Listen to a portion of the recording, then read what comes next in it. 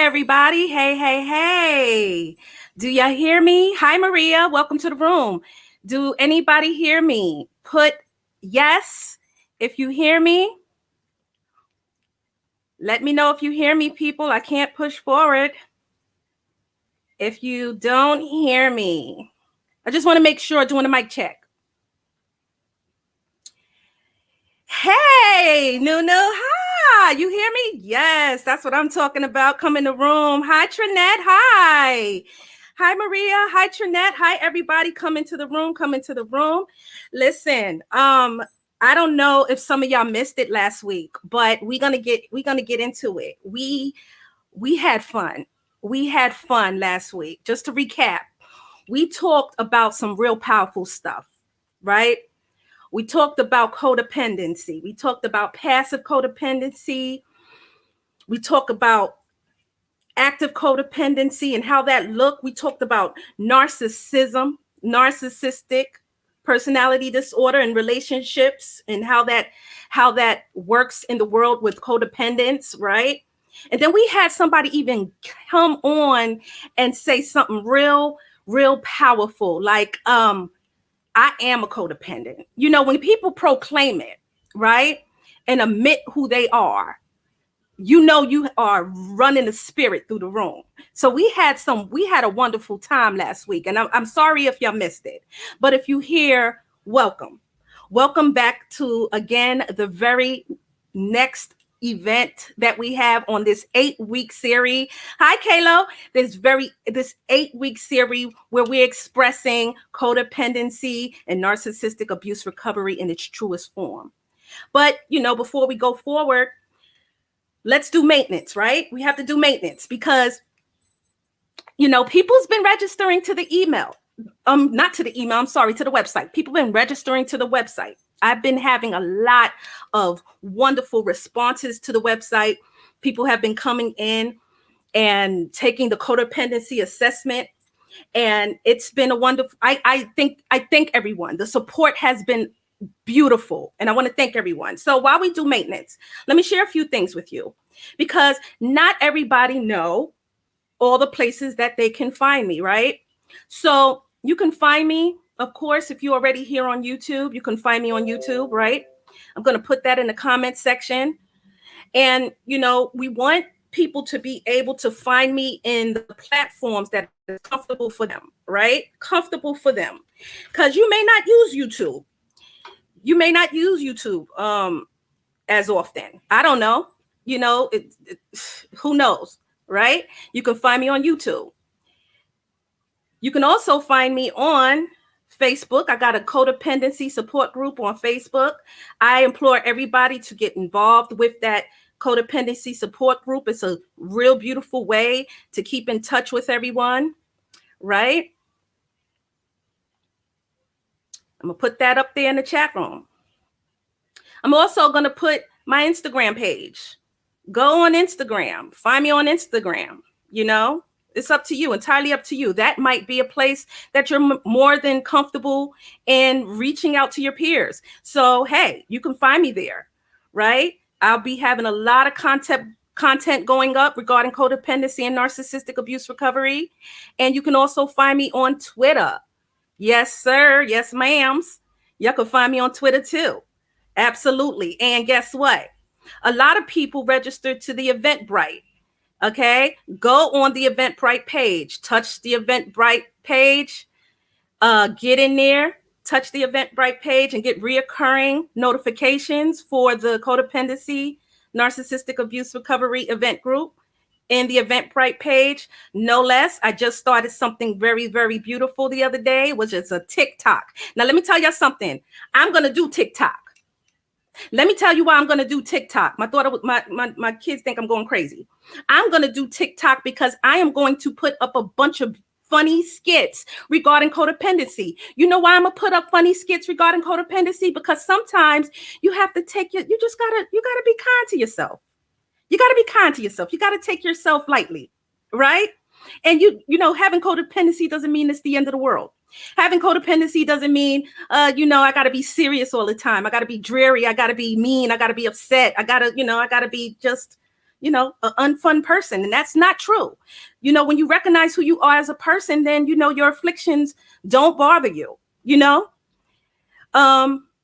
I can't wait to see your oh, yes, honey. Latrice, we're going to do it. We're going to do it. Yeah, you're going to have fun with that. You're going to be cracking up. I don't want to tell you. I got props and everything. I'm sorry. I went in. I got some stuff coming up there. You're going to see my TikToks. Okay. And then, nevertheless, I also got, hi, Lena. Thank you for coming back.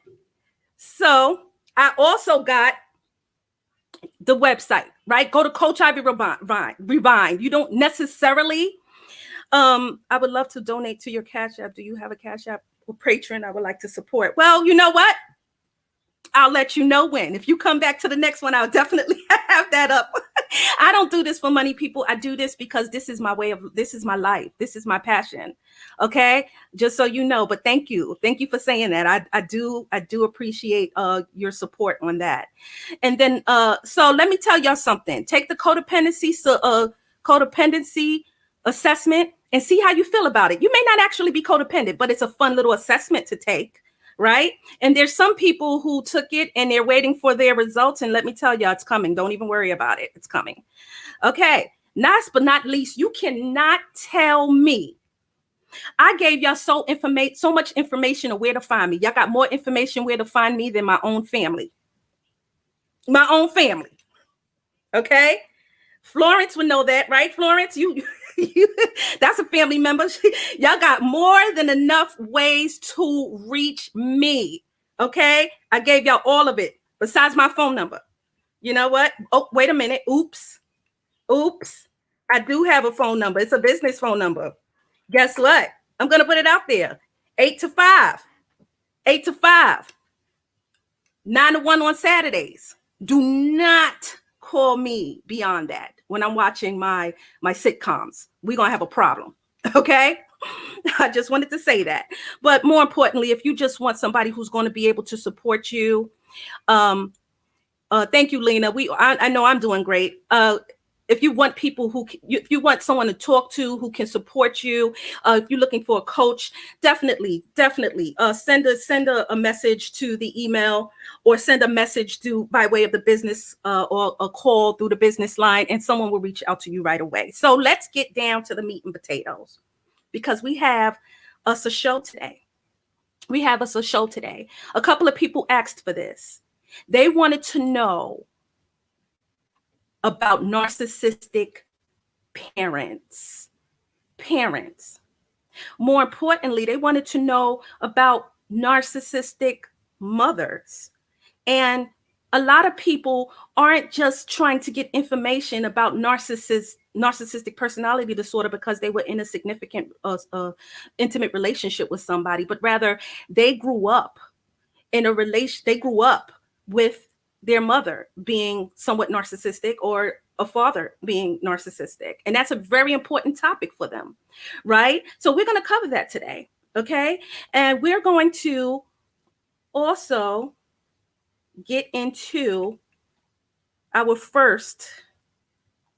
very first, let's pull it up. First, let's talk about the codependency parents, right? Let's talk about that for a minute. Do y'all see my screen? I hope y'all see my screen. No? Okay, hold on. Let me get it up. Let's get it up. There we go. Okay. Now, I hope y'all see it. Okay, if y'all see, ooh, this thing is acting silly. Okay, so we're going to talk about first the codependence, right? The codependency. Now, if you've seen that, it only lasted for a second. I'm sorry, folks. But if you've seen that, it's the cluster C parents. Cluster C is, you have cluster B, you have cluster C. We're going to learn first, and then we're going to discuss some things. So cluster C is where codependency live. Another word for codependency is dependent personality disorder. That's what I proclaimed that I have. I proclaimed that I have codependency, right? And that's dependent personality disorder, right? And I spent years in therapy. I spent years in support groups understanding my personality. So let's talk about that for a second, how that looks as a mother. How does that look? How does mothers portray their personalities across the board when it comes to their children? Well, for one, and y'all can tell me what y'all think about that, because I'm gonna be reading the comments as I go. Codependent mothers can tend to be very much like a doormat. They let their children have their way. They let their children have their way, usually, right? And if they're not letting their children have their way, they kind of lead with that control mechanism, where they're very, very hard on their children because of fear, worries, and anxieties, fear of them going out into the world.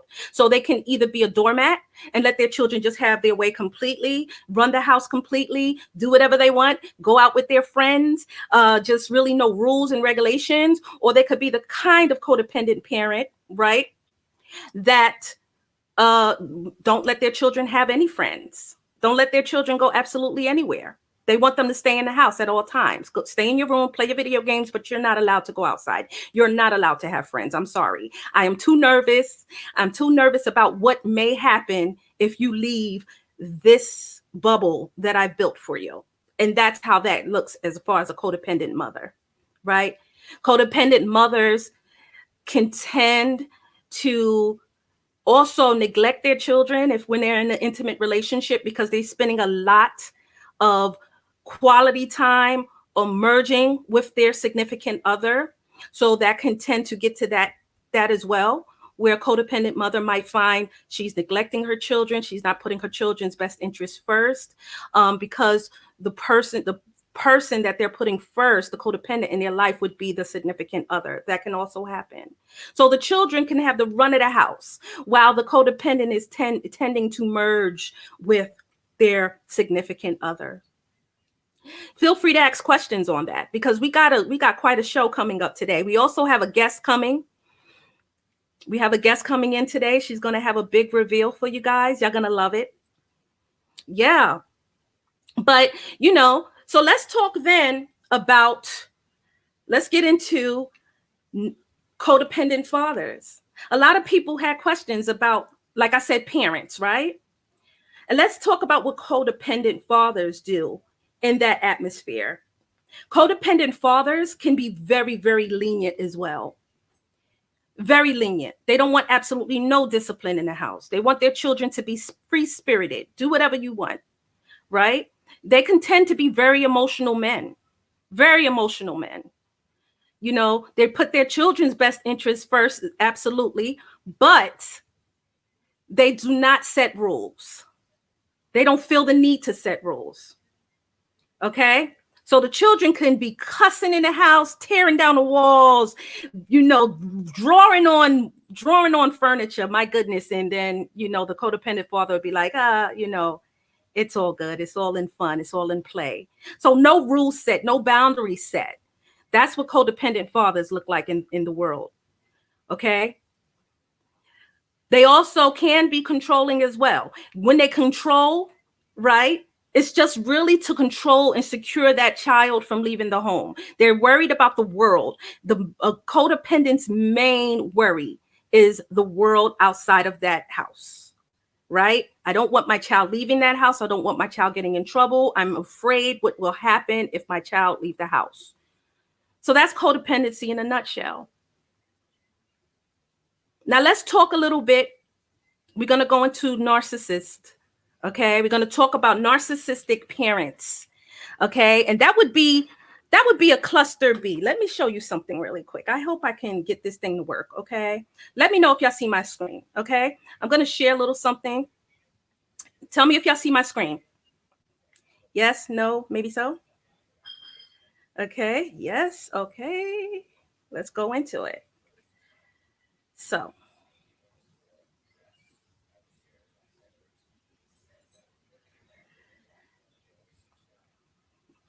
Okay. So, of course, today we're going to have a very special guest, right? And she is going to come on, and her name is Lynn Izin. She has a very, very special reveal for us. And she also going to express to us her experience with parents with that affliction. You want to stay tuned for that. Okay? Okay? Now let's go here for a second. So, now if you're seeing my screen, there's pretty much a narrow down, and this go across the board when it comes to narcissistic parents, right? They believe that they're special and more important than others, right? They fantasies about power, success, and attractiveness, failure to recognize others' needs and feelings, exaggeration of achievements or talents, expectation of constant praise and admiration, arrogance, unreasonable expectation of favors and advantages, often taking advantage of others, envy of others, or belief that others envy you. So what does that mean as a narcissistic parent, right? We're going to break that down. We got to break that down. It's very important. Okay. So a narcissistic, let's go a little further in. Okay. We'll go a little further in.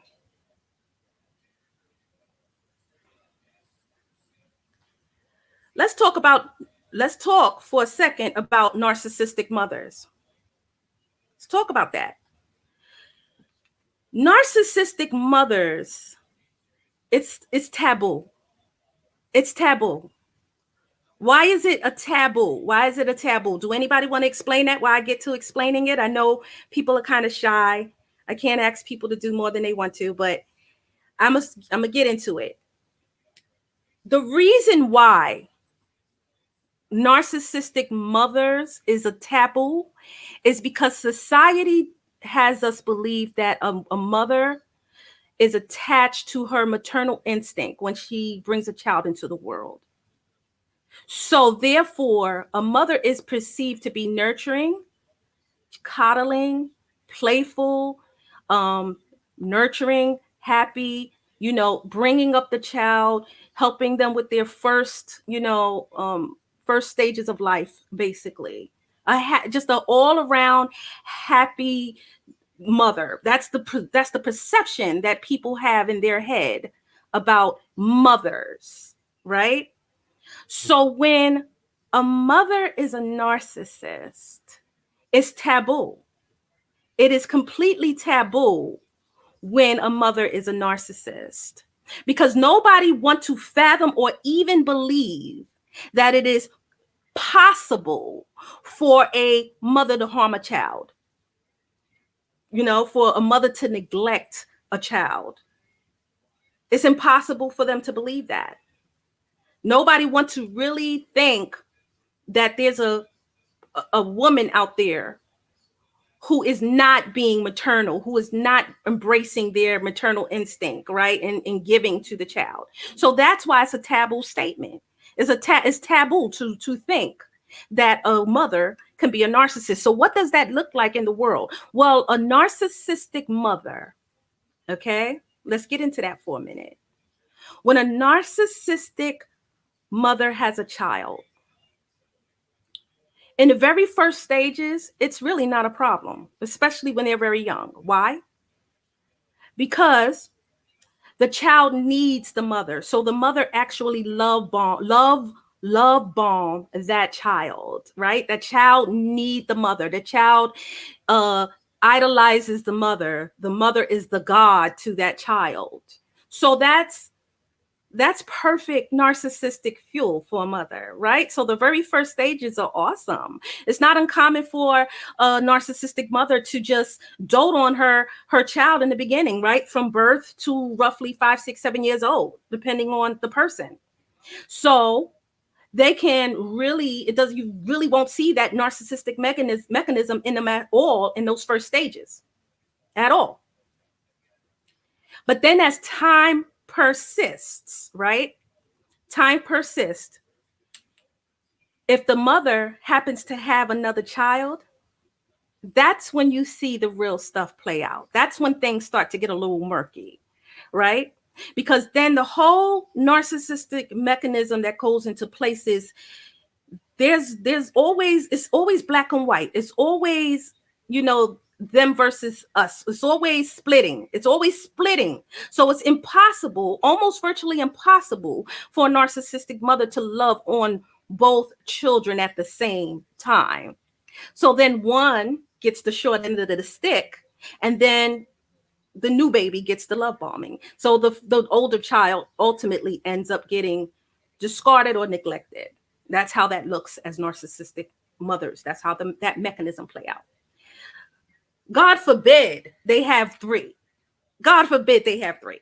Then we talking some real stuff, because then something else happens when a narcissistic mother ends up with three children, right? One becomes a golden child.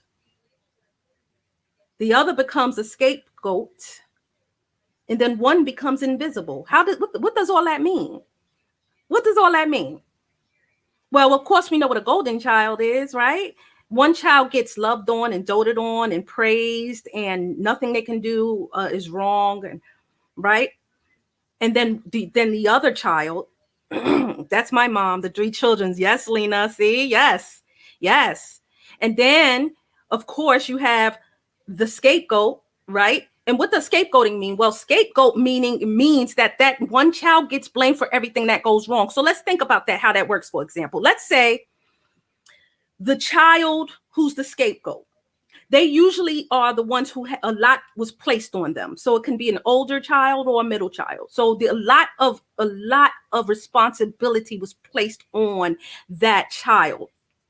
Because so much responsibility was placed on that child ultimately has all kinds of anxieties of their own. They might lash out, they might act out in school, they might show a lot of behavioral problems, right?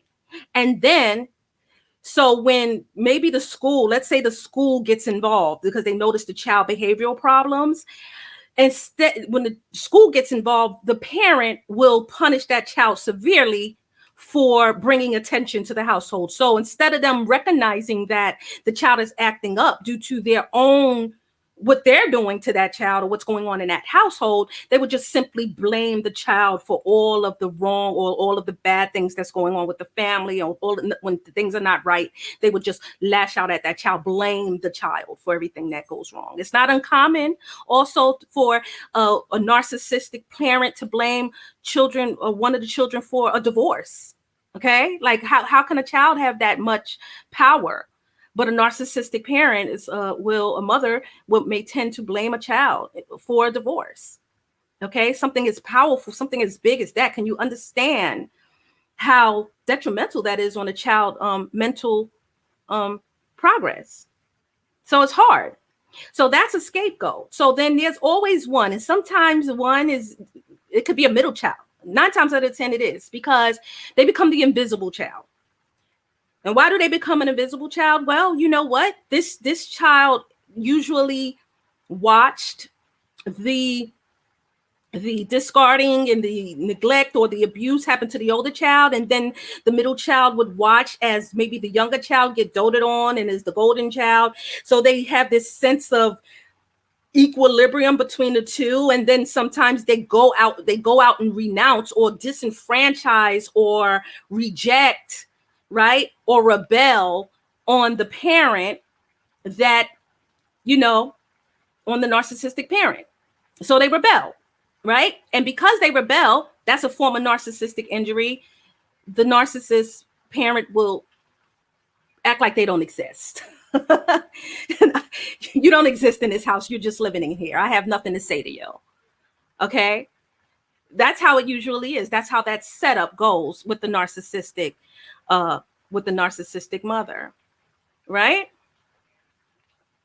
Do anybody have questions about that? Because I'm going to go a little further in. Awesome.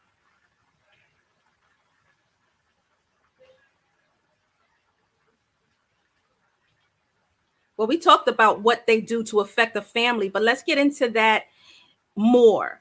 Okay. How does that affect the family in the long haul? Right?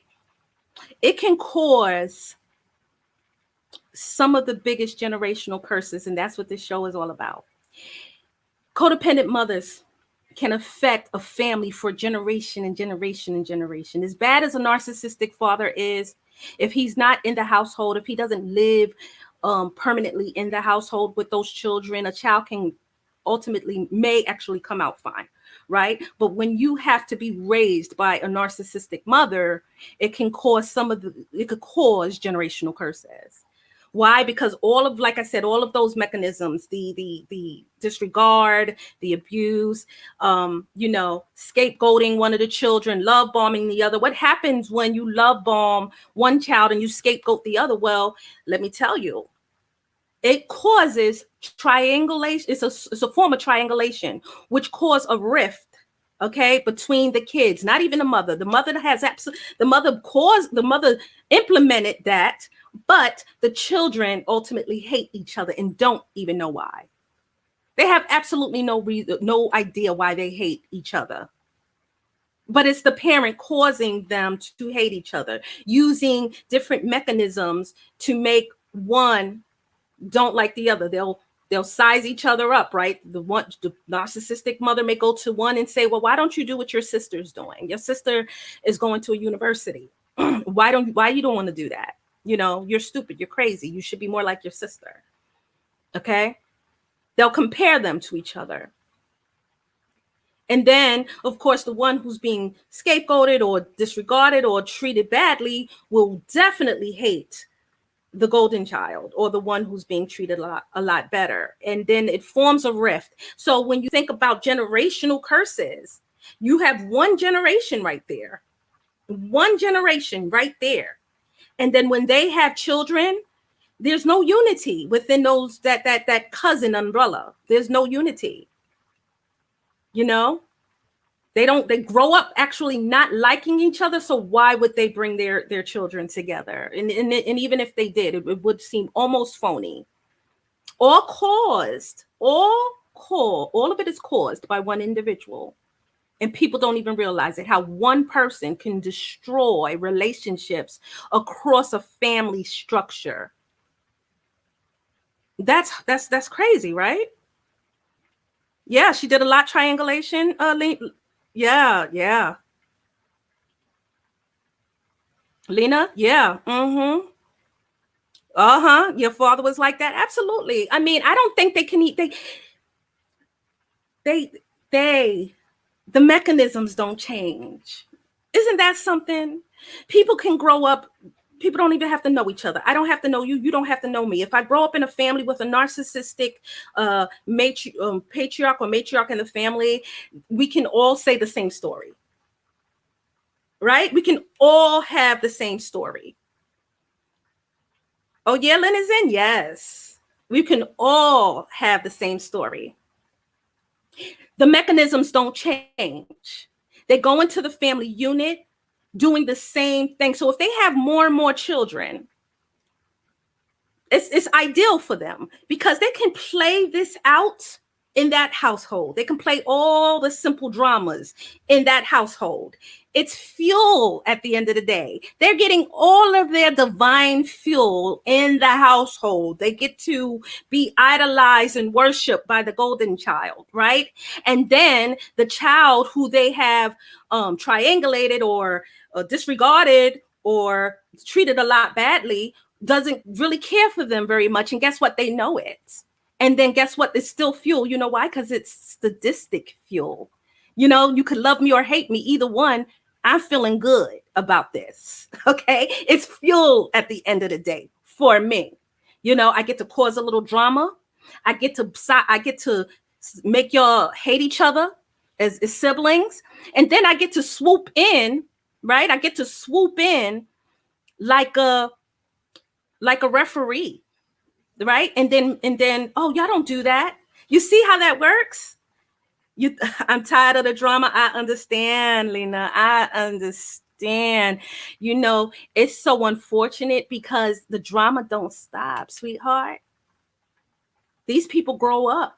They become elders with the same mechanism, the same intention, right?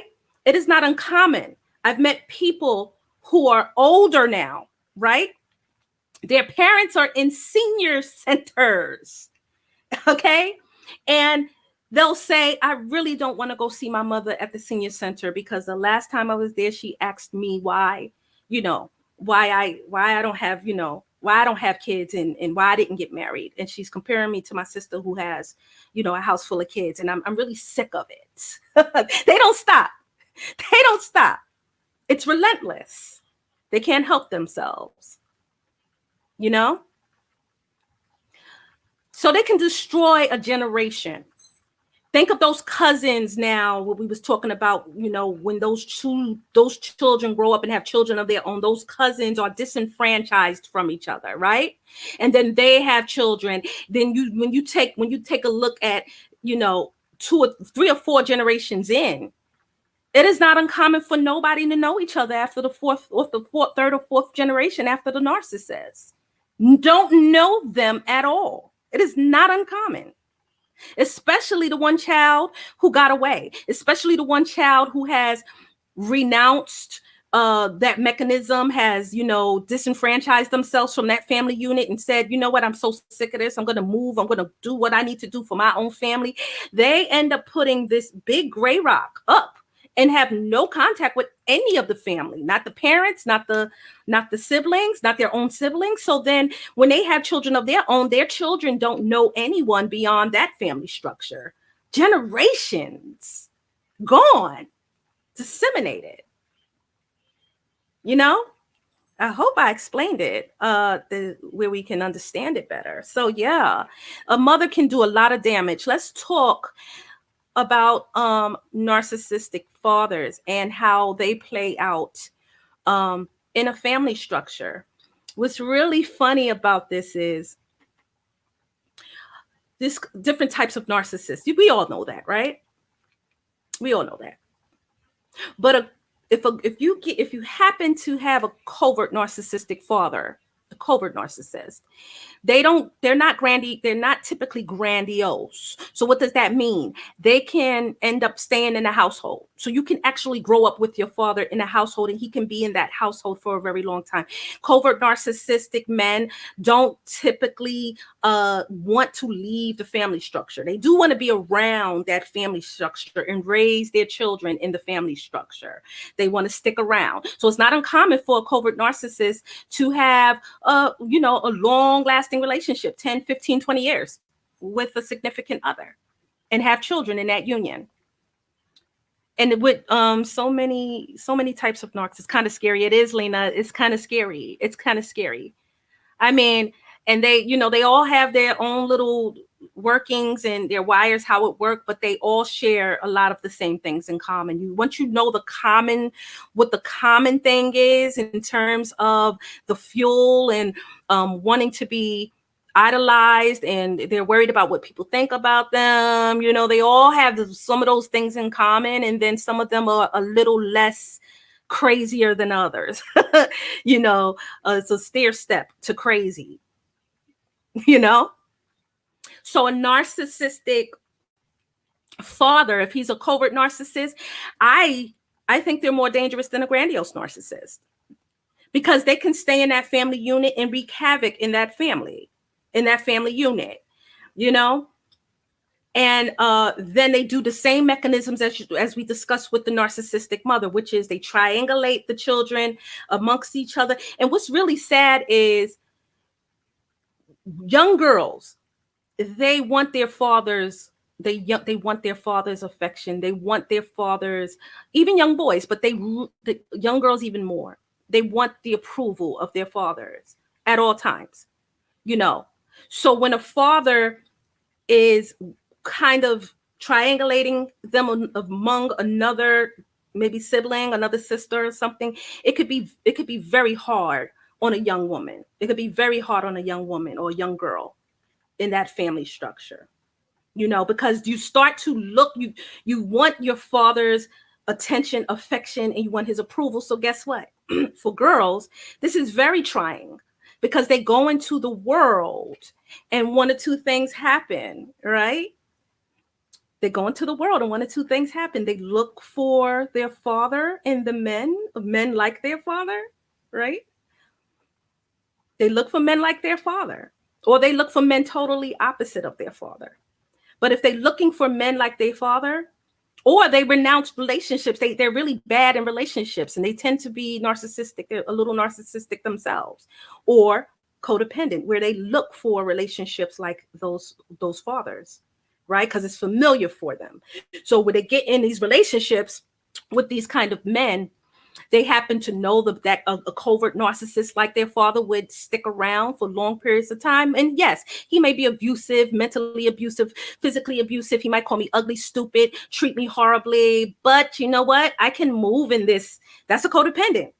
That's a whole codependent. I know he treats me horribly. I know he treats me bad. I know he called me ugly, fat, stupid, but I'm familiar with that.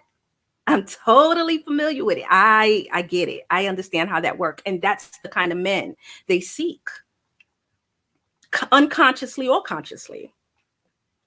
So a father can wreak havoc in a home.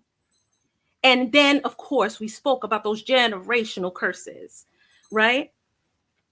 It's not even uncommon see a young girl, they can have a very hard time in life with relationships with men if they're not loved by their fathers.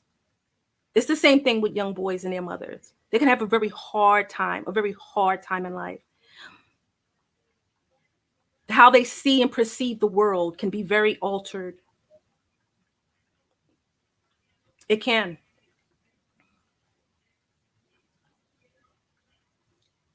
So let's talk a little bit more. We talked about codependent fathers already, so I won't even get into that because, like I said, a codependent father, like I said, they can be pushovers. They can control the household, but not with, it's just like, I don't want you to go anywhere. I just want you to stay here in our bubble. But what happens is the children could get very high. Does childhood abuse cause narcissism and other PDs? Absolutely. Yes, Norman, thank you for coming. Absolutely, childhood abuse can cause narcissism and other PDs, personality disorders. Absolutely. Well, why? When you think, okay, let's talk about how that mechanism works. In early childhood development, right? It starts from early childhood development, right?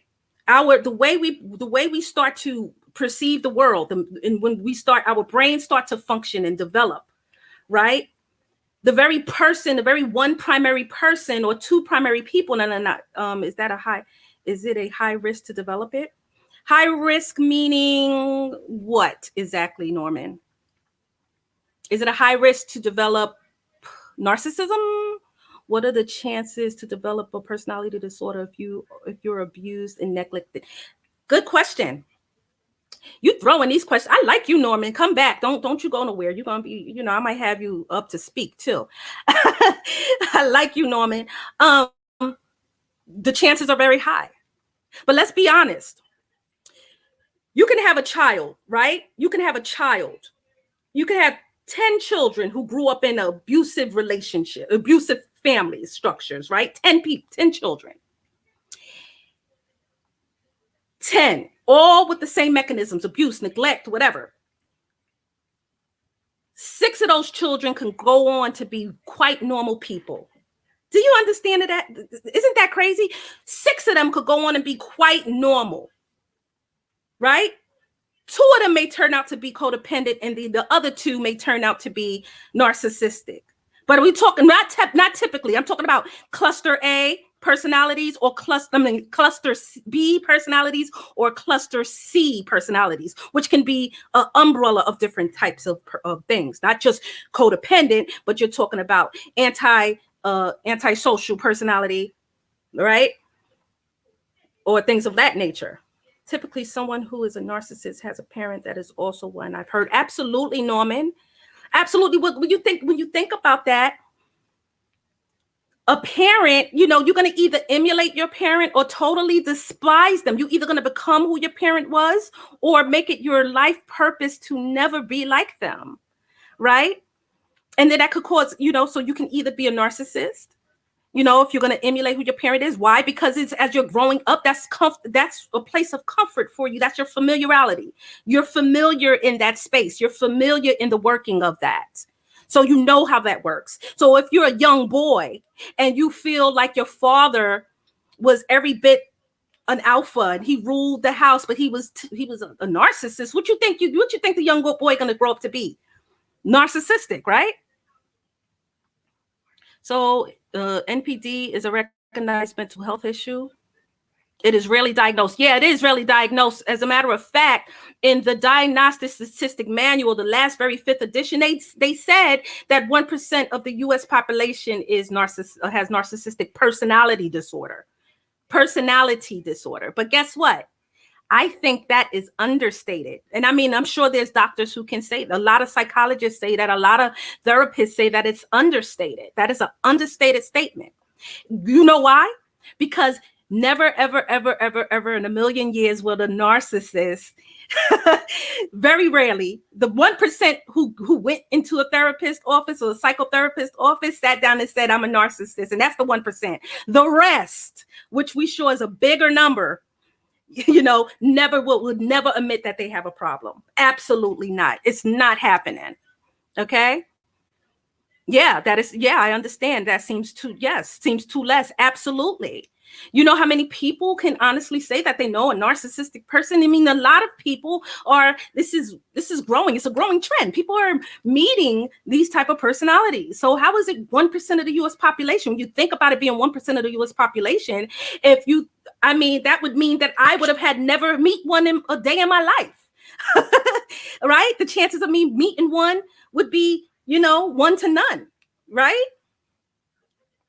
Right. My ex was physically abused by her stepdad. Her dad left her and her mother watched while she was abused. Yeah. Yeah. I'm sorry, Norman. Yeah. I'm sorry. Yeah. That's how it, yeah. A real dad left her in hope. Yeah. So, you know what? The mother could have quite likely either been a cluster C, which is, she could have been a borderline personality disorder.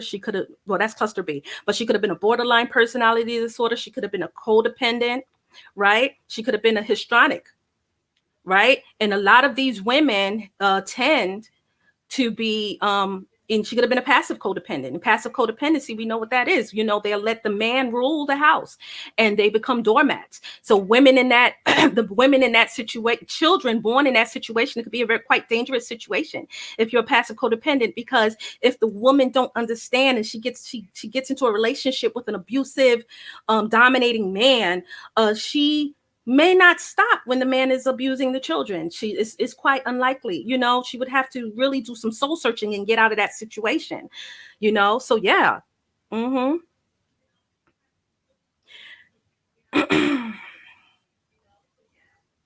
I got the answer for you on that one. Let's talk about that for a minute. I like your questions.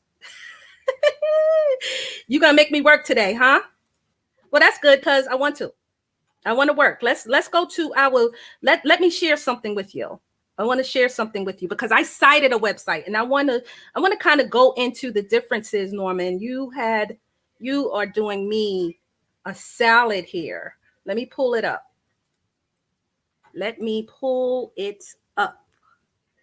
Okay, where is it? Let's get into some of the details. And y'all going to tell me when y'all see my screen, okay? Let me know. I'm going to take this down for a second, right? And then I'm going to put something else up. Okay, give me a second. Okay, and hold on. Let's go into a cited website, right? Let's go into a cited website because I'm getting old. And all of these things don't fall off the top of my head, but there are subtle differences among quite a bit of them, right? And I want to explain what that is. So let's look at a cited website and let me go ahead and share my screen. So give me a second. Share my screen. Okay, hold on 1 second. Share screen. I think it's coming up. Okay.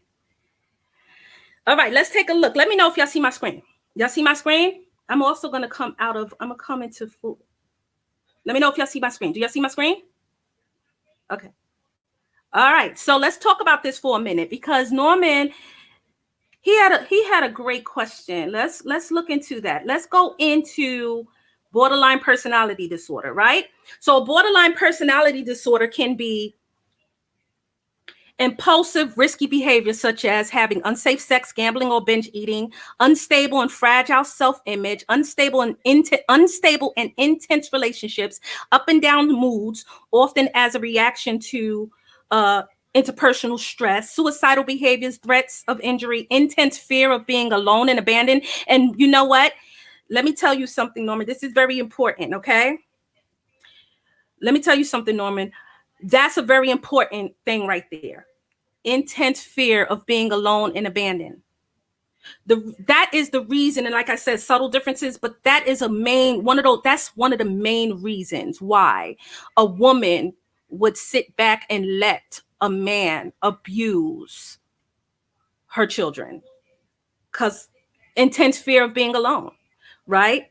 And also this is not here in the borderline personality, but a borderline personality have a lot of mood swings, which means the push and pull. So they can be very, very intense in the relationship. uh, they will at all costs they want the man there, right? So then I want him there, I need him here. Without him here, I can't survive. I'll be dead. I don't care about my children at this moment. I need this love source here with me. And then as soon as the man is, there, then they causing drama within that relationship, and then it's the fight and the drama. So that is a borderline personality disorder. They can close up, right? They can close up and be very they can close up and be very bad, be very bad on relationships. But the children are not the main focus in that relationship. It's always and usually the intimate relationship, the intimate relationship. Okay. So let's talk about a histrionic. So you took constant seeking of attention, right? Excessively emotional, dramatic, or sexually provocative to gain attention. Speaks dramatically with strong opinions, but few facts and details to back them up. Easily influenced by others, and that's the very important one right there, right?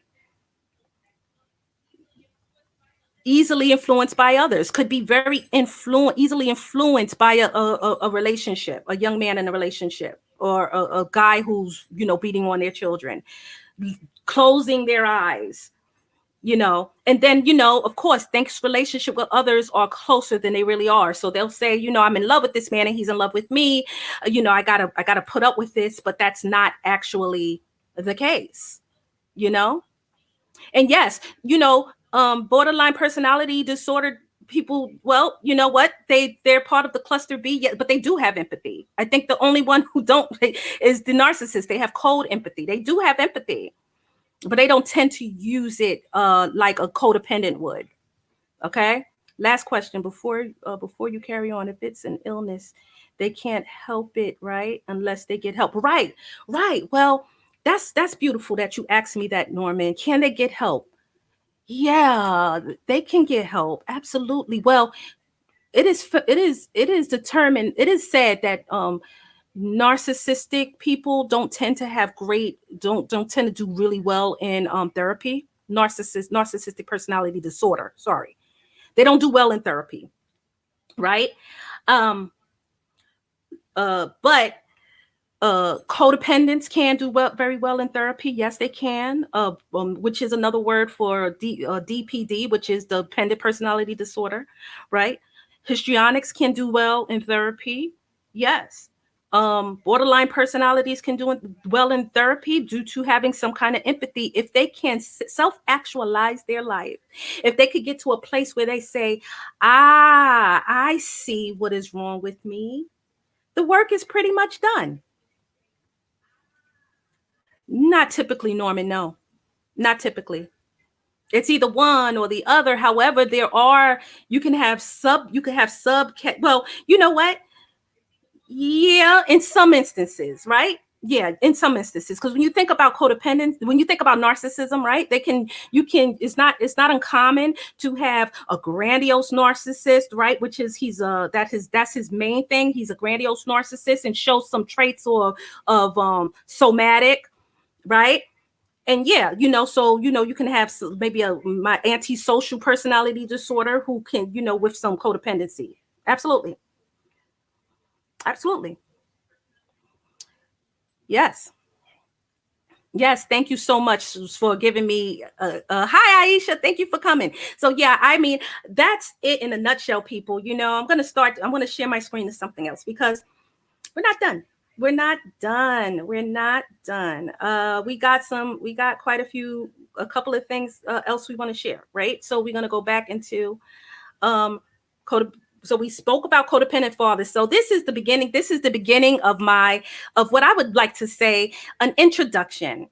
Okay, this is a young lady. Her name is Lynn is in. Lynn is in, and Lynn is in. She's going to come in and she's going to give us, she's a very impressionable young lady. All right. She's a very impressionable young lady. I mean, she's a YouTube influencer, right?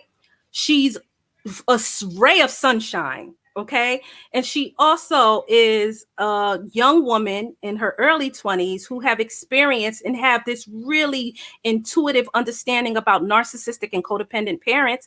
And the reason is because she have a codependent mother and a narcissistic father. Okay. Now, before I before I bring Linus in is up for our show today, okay, what I want to do is um, be okay. I'm okay. Hi, okay. Norman said I'm from England. They don't use the DSM, and PD is rarely diagnosed, but borderline personality co-occurs with. Oh, okay. Borderline personality is the most common diagnosed clutter B in England. Yeah, I get it, Norman. You know what? It's so interesting that you said that, because depending on where you are in the world, when you think about male dominated countries, right? They may not recognize narcissism at all. Narcissistic personality disorder, it's like, what are you talking about? Like, narcissistic personality disorder is a way of life because it's a male dominated country. Women are oppressed, right? So yeah, it makes perfect sense coming from England, and have that be something totally different compared to the diagnostic manual regarding the United States. Absolutely. I get it. I get it. I get it. So I'm going to share my screen and we're going to start. I want everybody to take a look at this lovely young lady. And this is the beginning of my introduction to her because, I think she's a ray of sunshine. If you have not, um, I'm going to share her link to her YouTube page, right?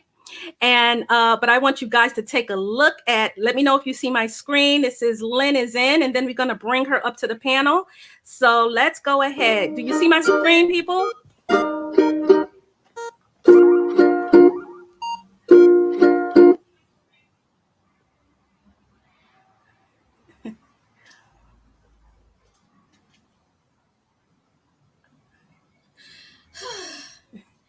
So, I'm pretty sure I had a nightmare similar to this, but this is the male mosquito.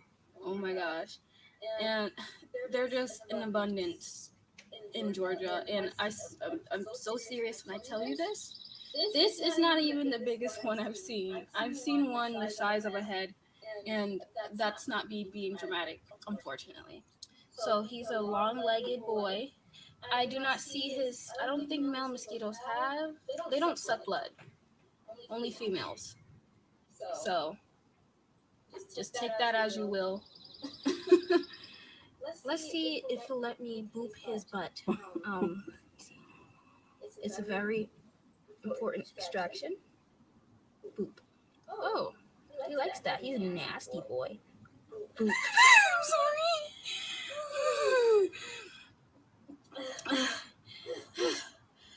Okay, I'm sorry. So, I'm going to name him. I'm thinking of Tyra Banks. I don't know why. Boop. I like the name Tyra Banks, so he is so nice. Look at him. Look at those beautiful wings. They are pretty though. Tyra Banks. Tyra. Uh,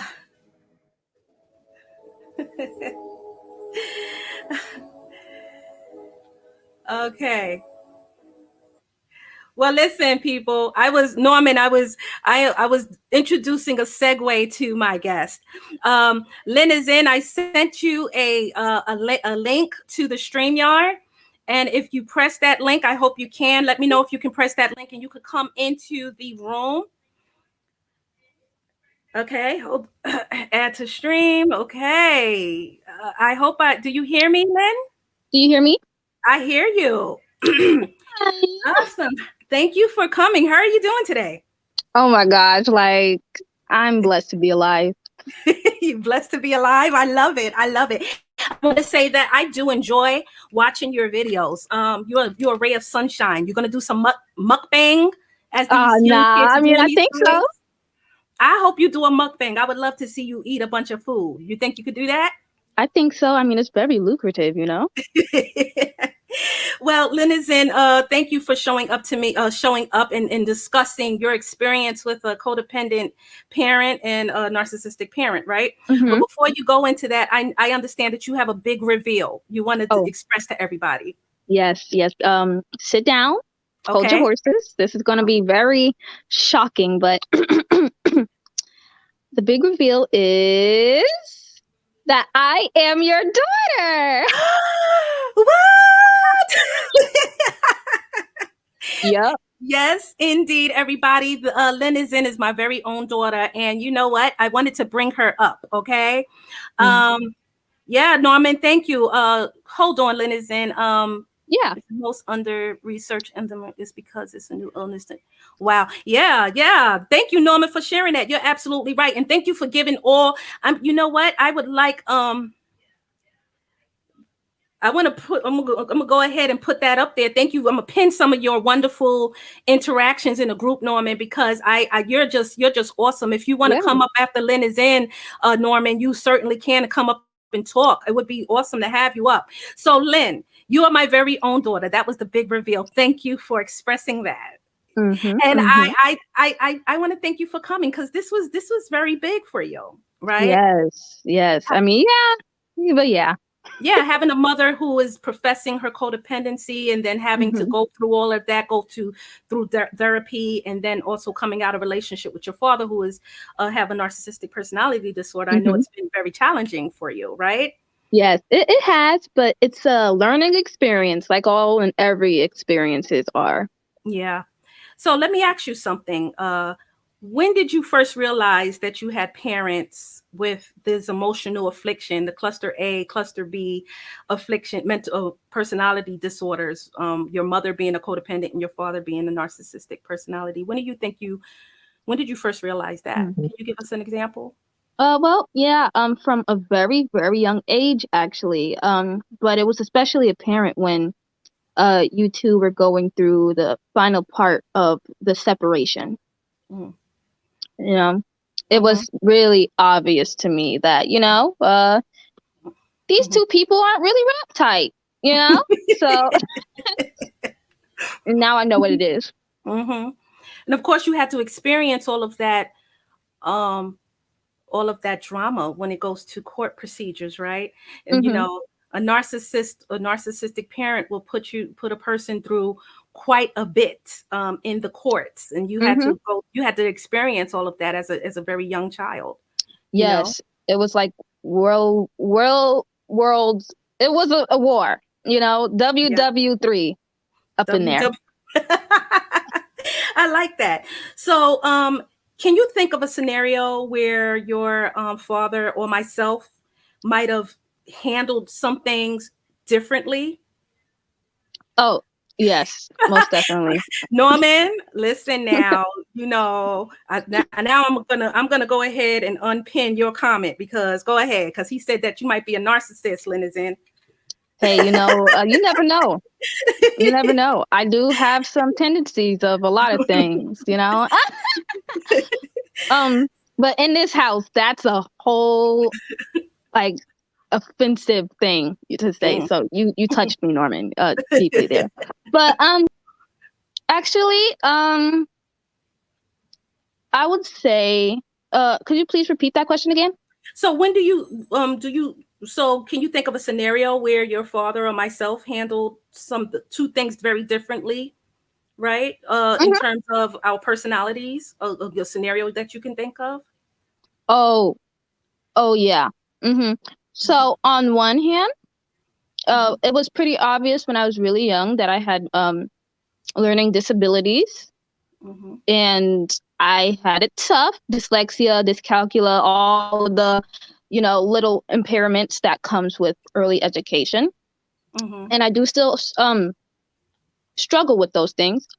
But on one hand, when you was told that I might have, dyslexia, you mhm, took me to get evaluated, which I'm so thankful for. mhm, You took me to these schools for children who struggle with these impairments and early development problems. mhm. And again, thank you so much. And on Thank the you, other Norman. hand, yeah, right. On the other Mhm. hand, Pops, the cluster B personality he is, he actually thought I had nothing wrong with me. I had nothing wrong with me, even when my brother, who was much younger than me, was fluent. He Mhm. was very vocal. He can write. I mean, and I was just sitting there trying to figure out how to spell piano. I mean, I still sometimes struggle. Which one comes first, I or A? But he just couldn't believe it. And in his way of thinking, it was so warped almost that he was like, nah, my son, he's just very intelligent. But it's Mhm. not like he never thought, oh no, my daughter has some issues. We need to get that fixed, you know? Mhm. Mhm. And it's not uncommon. I'm sorry if I stop between some of your answers and kind of educate the room, right? It's okay. Because, narcissistic parents, um, that's the hugest form of narcissistic injury, for to Mm-hmm. even perceive that their children can have any type of learning disorder, right? Because children are supposed to be an extension of them. So for the child to have a learning disorder is like saying that he has one, and that's just something he's Mm-hmm. not going to actually perceive in his head. Don't even go there with me, like that he don't want to hear it, right? So yeah, I'm sorry you had to suffer through that. So I had to secretly take you to get you an early evaluation and get you Mm-hmm. you know so Yes. but you've turned out great since then. So I have another question for you. So if you feel that if you had something very big happening in your life, something very big happening in your life, right? Mm-hmm. Let's say, for example, and this might be controversial, but I'm going to ask you this, but you're in your 20s, so I can ask you this. Yeah. Um, let's say you decided to have a same-sex relationship, right? Mm-hmm. How do you think that would turn out between maybe how I would react to that or your father? Oh yeah. Well, I have been actually I had secondhand experience. Mhm, I'm not going to really put them out there, but I have a close relative who actually identifies in the LGBTQ. I mhm, probably did that wrong, but in that community, and she's expressed her identity pretty openly. And to my father, mhm, and compared to you, when you learned of this, you were very happy. I mean, it wasn't even just a codependency thing. You were being a parent, and mhm, you were very happy that she's starting to find her mold in life, and that mhm, she was getting out there and finding herself. It was very pleasant to her partner, which mhm, she's still in a relationship today with, mhm, and you definitely supported their decision. And that would make me, and has made me, feel like, huh, I'm so blessed to have a parent like that. Not everybody's blessed like that. mhm, Uh, to have to pick in between their selves for another person. mhm, But then my father, you know, poor guy, he has such a cookie cutter, perfect scenario for everyone in his head already. So when he learned of this person and what they want to be and what they want to identify as, it was almost like a hit to the heart for him. He took it very, very personally. mhm, And that was a scary moment. And even now, I mean, I guess he cooled down, people get older. But Mhm. sometimes with those type of personality traits, I mean, they will take it to the grave, and he's probably still thinking about it, So Yeah. Yeah. yeah, Wow, compared to that's both of very you, deep. there's really different experiences, Wow, that's very, very deep. And yes, and like I said before, regarding that extension of himself, right? So like, it's like if that person, to protect identities here, but if that person is saying that, right, about Hmm. themselves, then it's a blow to him, right? If Hmm. he's very Hmm. close with that person, if you feel like it's a kind of a blow to him, right? Yeah. So everybody in the world have to play a part in terms of the narcissist. You have to play a part so that they Hmm. look good, right? Yeah. Like, get Yeah. in line, act like this, act accordingly, be like this in public, so that I look good as either a father or an uncle or or a male Yeah. figure Like in I the house. said, a cookie cutter. He Yeah. wants, you know, people, especially his own children, Hmm. especially them, to be perfect in his own eyes instead Mm, of molding into the perfect shape they want to be. right. Absolutely. That's You know, deep. That's there's deep. never a So, perfect person out there. oh, you're absolutely right about that. So let me ask you a question here. Do you believe in generational curses? Whew! Yes, yes, very much so. I do. I lived in quite a big family curse, actually. Mm, okay. Hmm. Do Yeah. you feel that that generational curse may have had an effect on you? Yes, of course it has. It's Hmm. a curse for the generations, but I can happily say it hasn't affected me negatively. Mm, Like I said in the beginning, hmm. each and every experience is an experience taught and learned, and you Hmm. got to flip it. And I flipped it, and now I see the patterns. Hmm. And yeah, I could say I learned from this family curse of ours.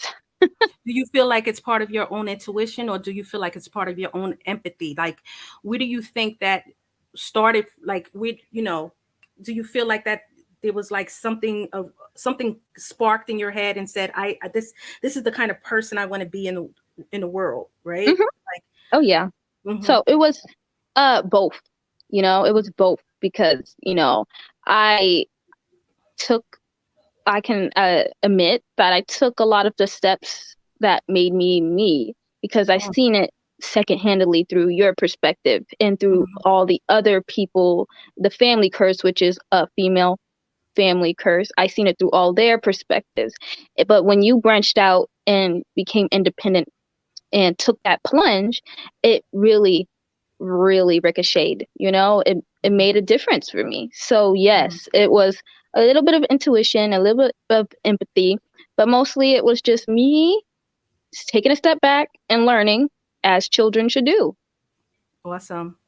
And I Hmm. mean, the plunge that you're speaking about, Lynn, is in, because I don't think a lot of people know about that, is, getting a divorce. Hmm. And then not only that, but then going into therapy and finding the right support group and Hmm. people in my life who became a cheerleader section for me and my own mental health. So I want to Hmm. say that was the plunge, if anybody was asking that question. So do you feel do you feel that having parents with these personality traits altered how you perceive the world?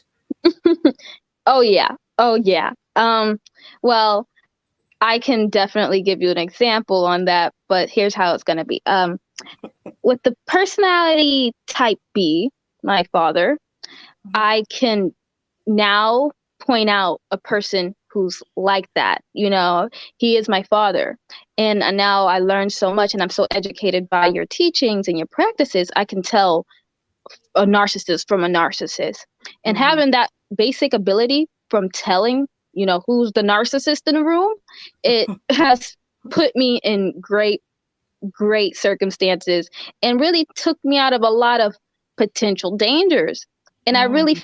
feel that everyone else should get educated as well and learn these two personality traits because I see with my eyes people mindlessly flock into the webs of very toxic personality traits and not even know that they're doing it. And I could have been one of them if I wasn't educated.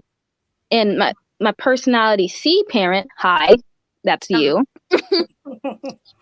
I've actually been raised by you for most of my life because we did move from Mhm. the state where my father lives to a different state. Mhm. And you definitely affected me. You definitely gave me everything I needed to live a comfortable life.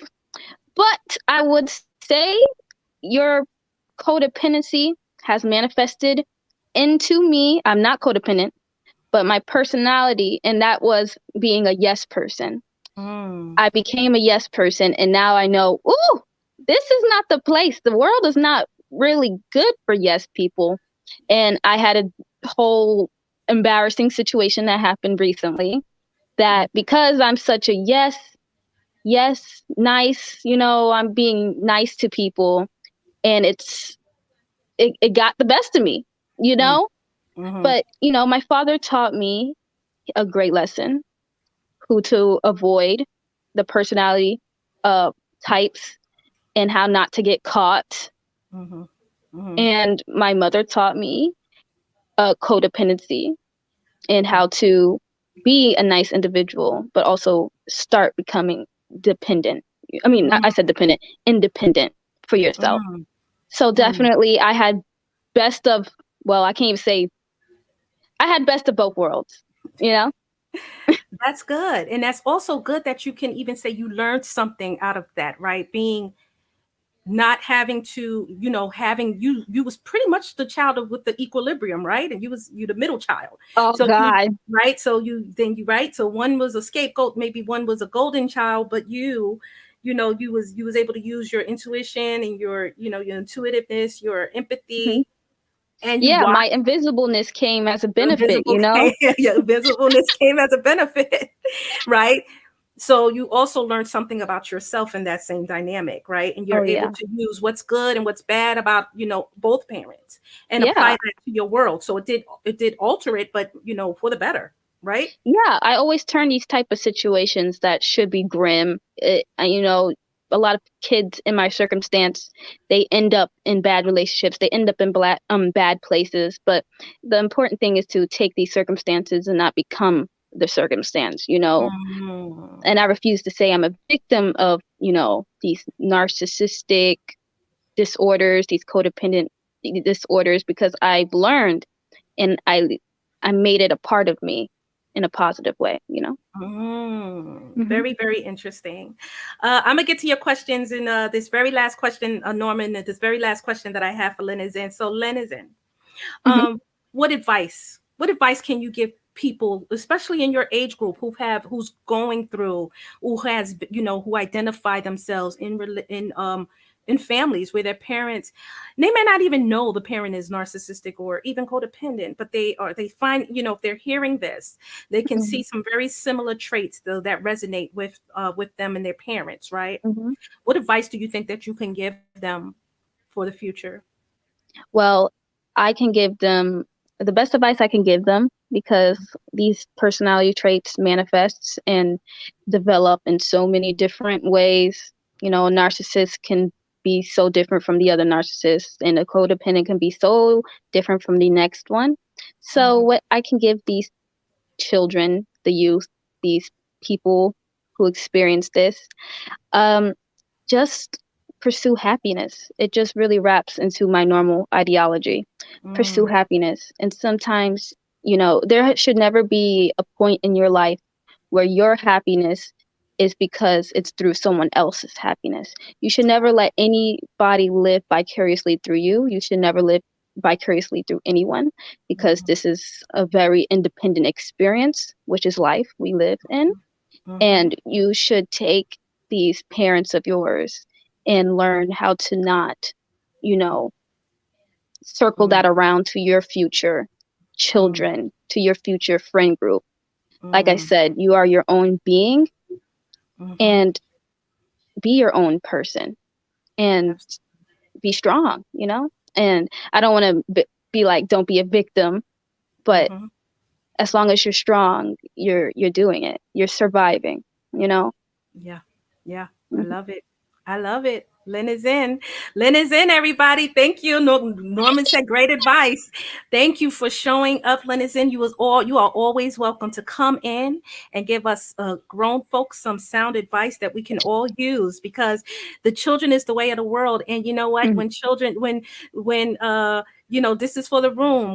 When we get our youth around this age group, their intuition is so strong because they're in this experience or just years away. As we Mhm. grow older, we may tend to forget how how codependency work within ourselves, or how we seen it in our parents, right?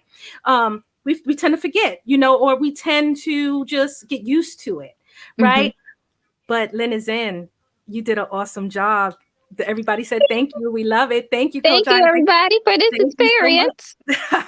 I appreciate it, and thank you for coming. And I'm not gonna keep you people. We're gonna talk about some other stuff, and I'm gonna answer Norman's question. Lynn is in. If I'm gonna go ahead, if you want to go ahead and drop down, you certainly can. Alrighty. Y'all have a good one. Peace. You too.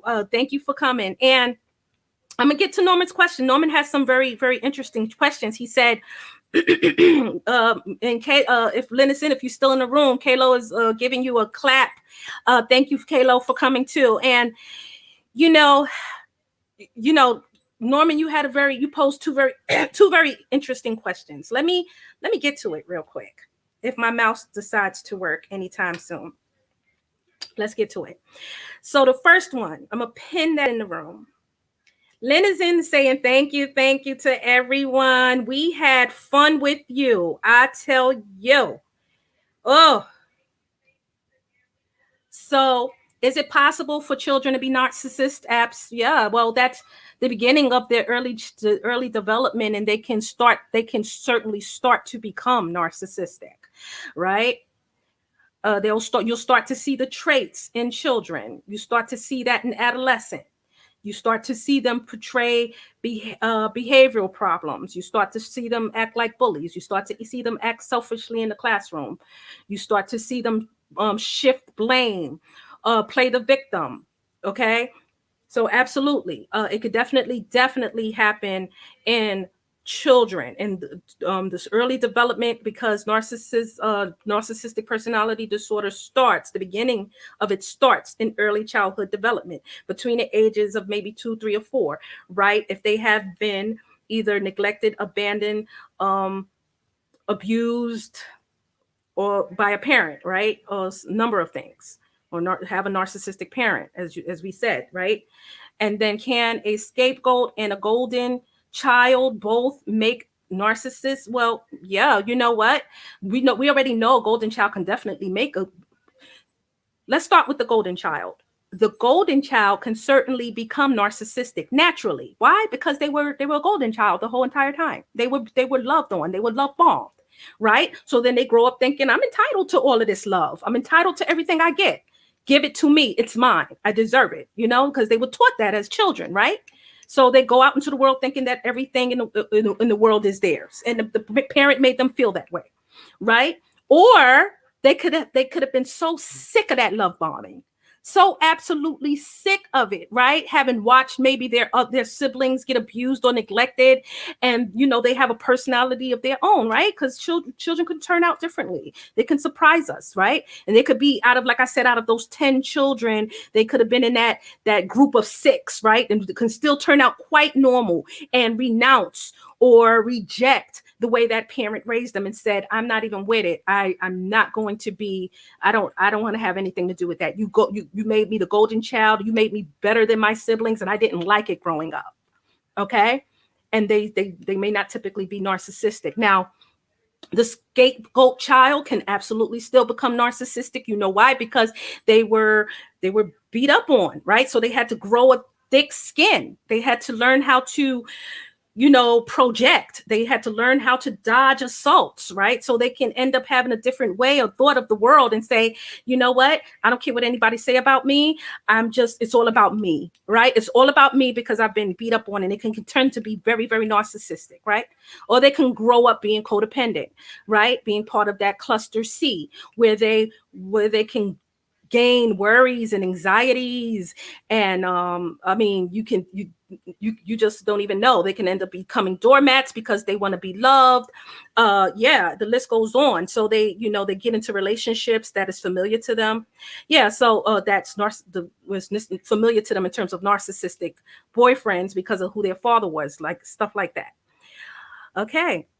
Sometimes golden, sometimes scapegoat. Absolutely. Can children switch roles over time? Absolutely. Over a course of time, they could switch roles. The narcissistic parent can end up love bombing one child that they haven't been loved. They can end up, the golden child could have let them down, and that's the hugest narcissistic injury. And they could say, you know what, I ain't even paying you attention no more. I'm gonna go ahead and love bomb your sister. You know what I'm saying? And you are no longer the golden child anymore. So then the role switch. You know, absolutely. Um, I will definitely try to live with more happiness. I love that. I love that, Lena. Thank you. Absolutely. Absolutely. Thank you Lynn is in the same. Thank you to everybody in the room. We're gonna give her so much props. Live happily and comfortably. This is another listen, she's gonna leave us with so much positive. I might let she about to steal a show from me, and we not gonna have that. Okay, we not gonna have that. Okay, so she said, live happily and comfortably, take a step back from the draining personality and cleanse the base vibes. Okay, I love that. That is awesome. Cleanse the vibes. Okay, cleanse the vibes. Okay. Very true, Linizen. Life is too precious to be sad all the time. I need more sage to cleanse the bad vibes. I love it. I absolutely love it. Yes, we do need sage. Sage is very important. Uh-huh. Can I massage you? Oh my gosh. Listen, Norman, you about to listen. Don't start with me. Don't start me. So you know what, everybody, we had a wonderful night. I hope people, Norman, come back and come share some of your funniness with us next time. We would love to have you up here making us laugh, because life is not always about being life is not about being sad. Life is not about taking this so seriously, right? Life is about enjoying yourself, right? Oh, I said message. Can I message you? You want to message me, Norman? I'm sorry. I took it. We were talking about something else. Okay. You see, we gotta laugh. We gotta laugh. So yeah, you can message me. I also put in the beginning of the live my Coach Ivy Revine. So Coach Ivy Revine, send me an email. Send me a message, right? Um, let me put it up. Let's do it. You want to talk? Let's do it. Okay. I'm gonna put my business Gmail up there so you don't have to go through the website and then I wait for the notification. So send me an email, send me a message. Absolutely. I love it. I also have my business number up there in the beginning of the live. All of my information is there. You know, people, I'm not gonna keep y'all. I had a wonderful night. But before I let y'all go, this is what I want to say. Lynn came in and she did something. She prepared me for a perfect segue into the end of our show. When Lynn was younger, and I realized that I needed to get out of the relationship with my narcissistic ex, right? I realized that there was a generational curse happening.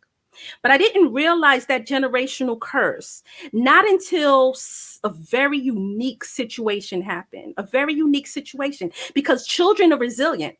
Children, right after a divorce, right after maybe a big fight that you have with your significant other, that same said child would get up and just go play with toys. So you think that child is not suffering right along with you.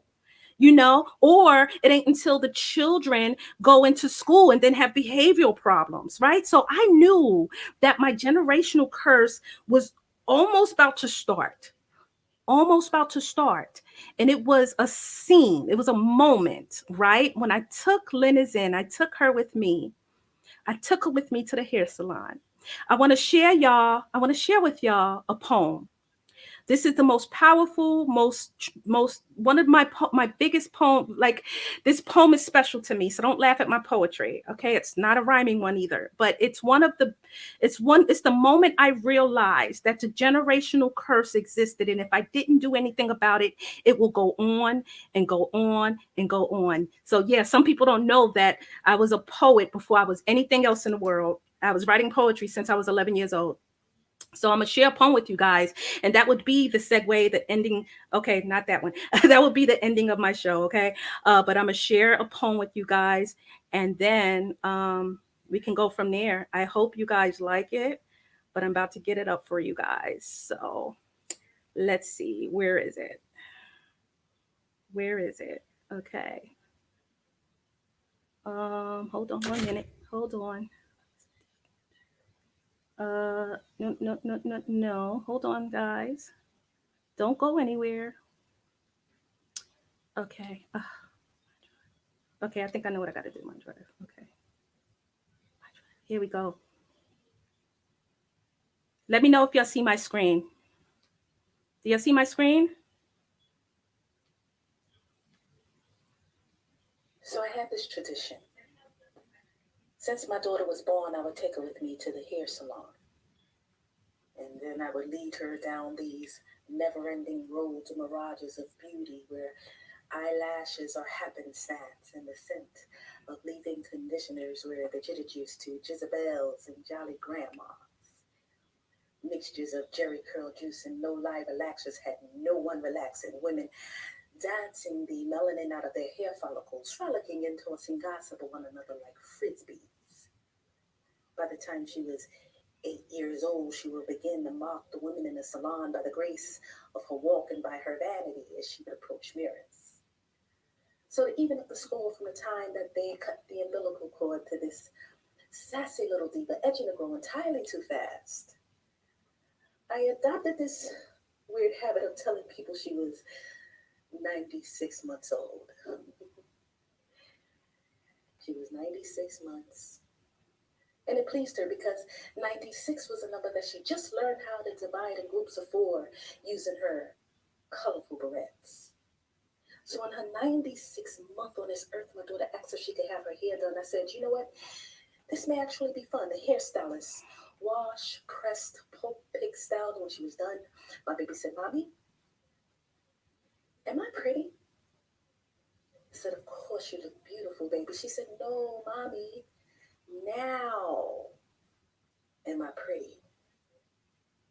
I know it was just a simple question for her, but I was scared. It was like no matter how many times I would tell her she was pretty, she would always have a little self-doubt. It was like she could not trust her own reflections in the loving mirrors of the eyes of her mother, who would have thought her to be pretty if she had a cleft lip, one-arm bulldog in a wheelchair. It was as if 96 months of knowing exactly what she wanted still bared a very thin line between being a diva and self-doubt that can only be rectified on the surfaces of her father's lap. Her father, long since vanished when he believed that fatherhood wasn't as fulfilling as being a father to me. And I wondered if she could see any concern in my face when I realized the bridges that I long since burned have not enough structure left to build the gap between her confidence and her tiny little delicate edges. It's like no matter how grown she beckons to be, I know she's entirely too young to understand that I too remember being 96 months. 96 months. And I just learned how to divide that number using groups of 4. And I would raise my hand to give the answer to my teacher, and she would scan over little tips of eager fingers, and she would call on the fair skinned girls. You know, the ones whose hair falls softly down scoops of neck, barely covering necklaces that were daddy's little princess. I wanted her to know that I know how it feels to pull up the tight curl from root and break free kinks towards the surface of the sun and surrender the sound of crackles beneath the battle with the hair pick with a fist on the end that I took as a symbol to tell me I'm determined to free you. Oh, little girl, I'm gonna make you pretty.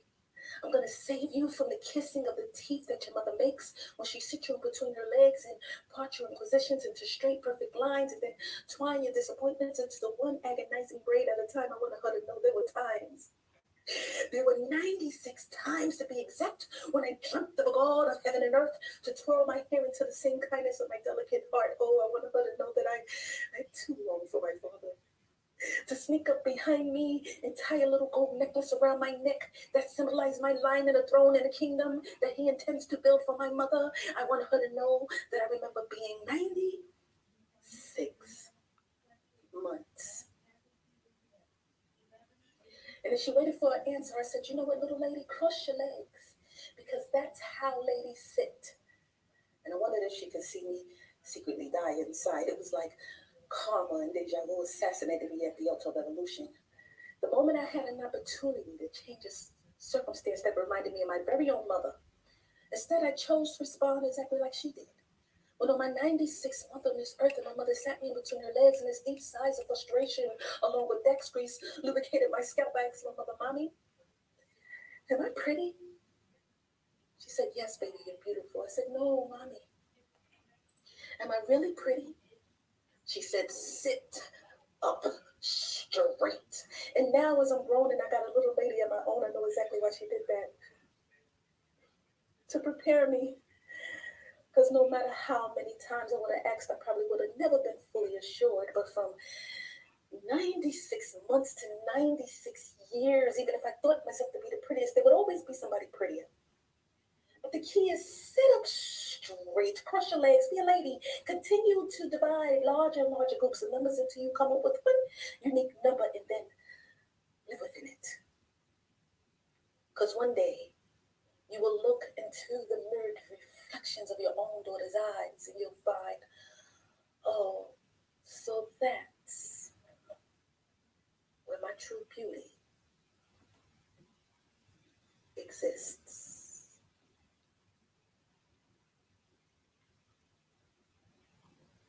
Good night, everybody. Make sure you come out of the room and like, subscribe, and make sure that you share because, listen, we got work to do. All right, everybody. Have a good one.